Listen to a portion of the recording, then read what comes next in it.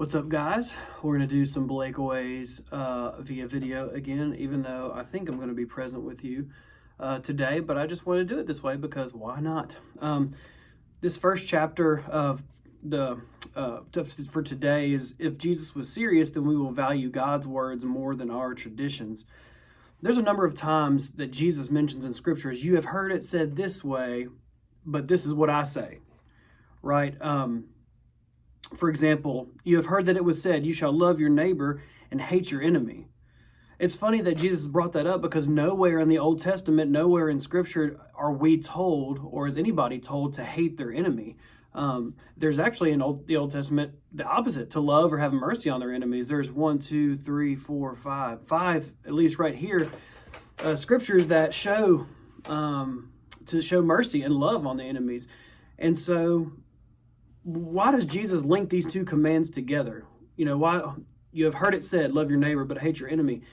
I think it's because and it's what what the author of this book that we've been reading says here, we like to kind of change and modify the instructions that Jesus gives us, right?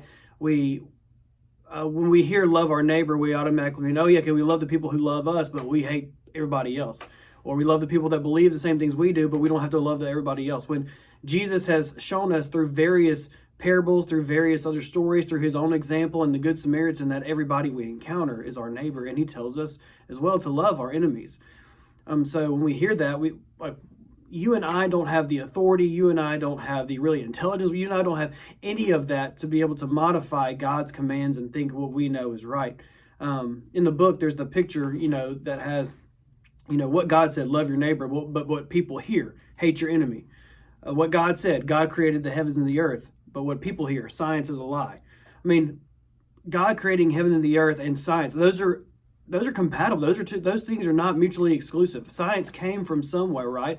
And to my belief, it's God that created science. I mean, and you can't deny science. It's physical proof. To deny that would be ignorant, but God is the creator of all things, the creator of science, right? And so, another example is to go and make disciples. We're called to go and make disciples, but that doesn't mean we should value doing other things like going out and seeking justice and going out and just things of that nature. Yes, we are called to go forth and make disciples, but we are called to go love in other ways too, right?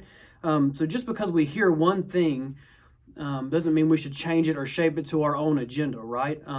Jesus gives us instructions. Jesus shows us the life that we are called to live, and that's how we should do it. We don't get to infer. We don't get to guess. We don't get to modify what he says based on our own beliefs, based on our own agenda. And that's what gets us Christians in trouble. So, so I think that's the first chapter.